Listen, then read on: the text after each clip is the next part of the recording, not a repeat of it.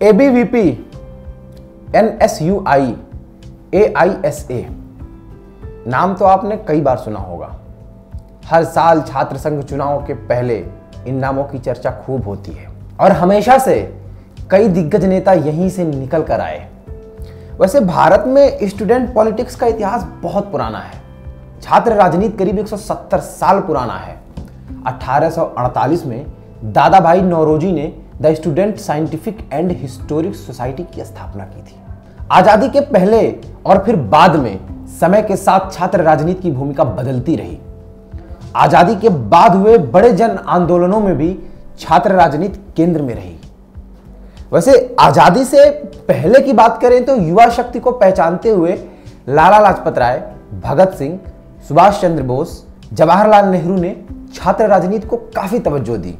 आपको बता दें कि महात्मा गांधी के सत्याग्रह और सविनय अवज्ञा आंदोलन और अंग्रेजों भारत छोड़ो आंदोलनों में भी छात्र युवाओं की अहम भूमिका रही। वैसे जयप्रकाश नारायण की आंदोलन छात्र संघ और राजनीति की सबसे बड़ी मिसाल है।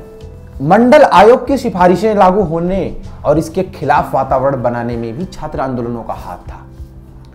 लिहाजा छात्र राजनीति को भविष्य की राजनीति की जड़ कहा गया। छात्र राजनीति से उभरकर कई ऐसे नेता हुए हैं जिन्होंने पूरे देश और विश्व में अपने काम का ही नहीं बल्कि नाम का भी डंका बजाया।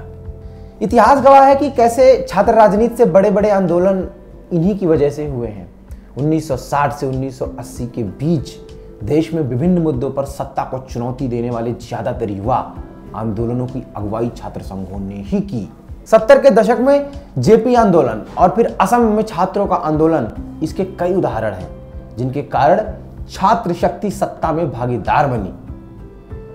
वैसे छात्र संघ ने कई नेताओं को जन्म दिया, लेकिन कुछ ऐसे नेता हुए जिनकी एक अलग ही पहचान है। तो आज आपको हम बताते हैं कुछ उन नेताओं के बारे में जिन्होंने अपने राजनीतिक जीवन की शुरुआत तो छात्र संघ से की, लेकिन आज वो राजनीतिक ऊंचाइयों को छू रहे हैं। इस लिस्ट में जो सबसे पहला नाम आता है वो है लालू प्रसाद यादव का। लालू यादव पटना यूनिवर्सिटी से वकालत की पढ़ाई करते हुए पटना यूनिवर्सिटी स्टूडेंट यूनियन के अध्यक्ष बने।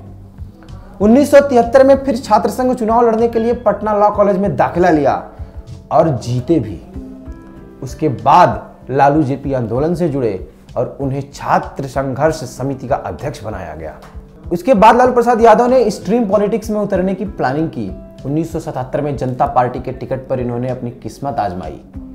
उन्हें लोकसभा चुनाव में जीत हासिल हुई। 29 साल के लालू यादव सबसे युवा सांसदों में से एक थे। 1990 से 97 के बीच लालू बिहार के मुख्यमंत्री रहे। यूपीए 1 के सरकार में रेल मंत्री भी रहे। फिलहाल राष्ट्रीय जनता दल के राष्ट्रीय अध्यक्ष हैं। इस लिस्ट में जो दूसरा नाम है वो है बिहार के मुख्यमंत्री नीतीश कुमार का। इलेक्ट्रिकल इंजीनियरिंग की पढ़ाई करते हुए छात्र नेता के तौर पर उभरे नीतीश कुमार बिहार अभियंत्रण महाविद्यालय स्टूडेंट यूनियन के अध्यक्ष बने। नीतीश जेपी आंदोलन से जुड़े और युवाओं की छात्र संघर्ष समिति में बड़ी भूमिका निभाई। वह 1975 से 77 के बीच आपातकाल के चलते जेल भी गए। हालांकि इन सब के बाद नीतीश कुमार 1985 में लोकदल से विधायक चुने गए। 1989 के बाद उन्होंने लगातार 6 बार लोकसभा चुनाव जीता। अटल बिहारी वाजपेयी की सरकार में रेल मंत्रालय का कार्यभार संभाला। 2005 में वह पहली बार बिहार के मुख्यमंत्री बने। वर्तमान में भी बिहार के मुख्यमंत्री हैं और जनता दल यूनाइटेड के अध्यक्ष हैं। अब हम बात करते हैं भारत की विदेश मंत्री सुषमा स्वराज की। सुषमा ने 70 के दशक में अखिल भारतीय विद्यार्थी परिषद के साथ हरियाणा में राजनीतिक करियर की शुरुआत की। सुषमा पेशे से वकील थीं। 25 वर्ष की उम्र में हरियाणा में मंत्री बनी। फिर 1990 में पहली बार राज्यसभा सदस्य बनी। आपको बता दें कि 1996 में दक्षिण दिल्ली से उन्हें लोकसभा सीट पे जीत मिली। इसके बाद वह दिल्ली की पहली महिला मुख्यमंत्री भी बनी। केंद्र में सूचना प्रसारण मंत्री, स्वास्थ्य और परिवार कल्याण मंत्री। वर्तमान में वह भारत सरकार में विदेश मंत्रालय का कार्यभार संभाल रही हैं। अब आगे इस कड़ी में बात करेंगे बंगाल के मुख्यमंत्री ममता बनर्जी की। ममता 1970 में कोलकाता में कांग्रेस के छात्र संगठन छात्र परिषद के साथ जुड़ी। तेज तर्रार महिला नेता के तौर पर उभरी। 1984 में जादवपुर लोकसभा सीट से पहली बार चुनाव लड़ी और दिग्गज वाम नेता सोमनाथ चटर्जी को हराया। फिर पूर्व प्रधानमंत्री राजीव गांधी के कार्यकाल में पश्चिम बंगाल यूथ कांग्रेस की अध्यक्ष बनी। फिर नरसिम्हा राव की सरकार में मानव संसाधन विकास मंत्री बनी। हालांकि 1997 में कांग्रेस से अलग होकर उन्होंने अपनी party all India Trinamool Congress बनाई। और 14 साल बाद 2011 में पश्चिम बंगाल में चुनाव जीतकर 35 साल के वाम वर्चस्व को ध्वस्त करते हुए बंगाल के मुख्यमंत्री बनी। इन सभी पॉलिटिकल पर्सनालिटी ने आज तक कई छात्र नेताओं को प्रेरित किया और छात्र संघ की राजनीति को समझने में मदद की। ये कुछ ऐसे नाम हैं जिनके बारे में लोग कम जानते हैं, जिनके बारे में लोग ये कम जानते हैं कि छात्र राजनीति से जुड़कर ये लोग इतने बड़े स्तर पे नेता बने। हालांकि ऐसे बहुत नाम हैं, पूर्व प्रधानमंत्री वीपी सिंह, पूर्व प्रधानमंत्री चंद्रशेखर, तमाम ऐसे नाम हैं जो छात्र राजनीति से उठकर आए और देश की सर्वोच्च राजनीति में सर्वोच्च पद को प्राप्त किए। ये हमने आपको इसलिए बताया ताकि आप चुनावी मौसम में ये समझ सकें ये जो चुनाव होते हैं, इस चुनाव में हर वर्ग का कितना महत्व है।